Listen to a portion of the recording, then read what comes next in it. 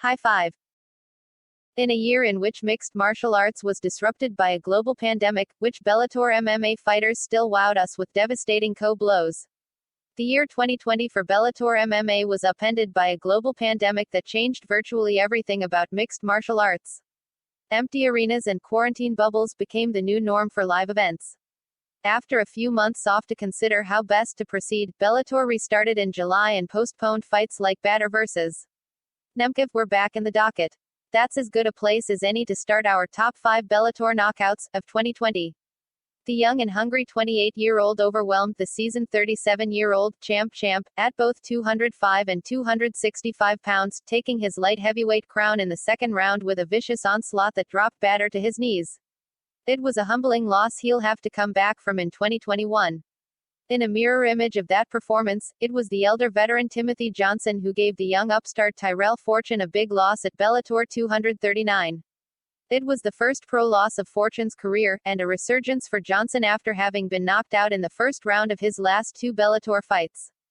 Resurgence was also the story for Chris Cyborg, having made the promotional jump after losing her featherweight title to Amanda Nunes. At Bellator 238 she'd find gold in her debut against the Jewel, Julia Budd. Perhaps that finish seems inevitable in hindsight, but Budd has been unbeaten for nearly 8 straight years before Cyborg came to town.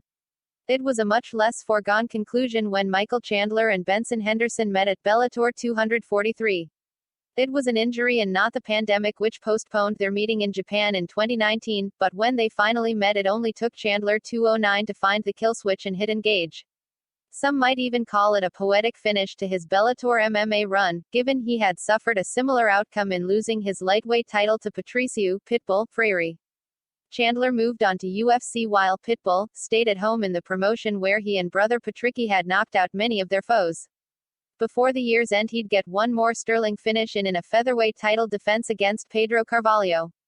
It took him exactly 1 second longer than Chandler to put out his opponent's lights. Even amidst the uncertainty and unusual circumstances of the last 12 months, Bellator's best strikers still found a way to deliver highlight reel finishes when given their time to shine. To check out the latest Bellator MMA related news and notes, be sure to hit up our comprehensive news archive right here. Punch the like button and kick the subscription bell.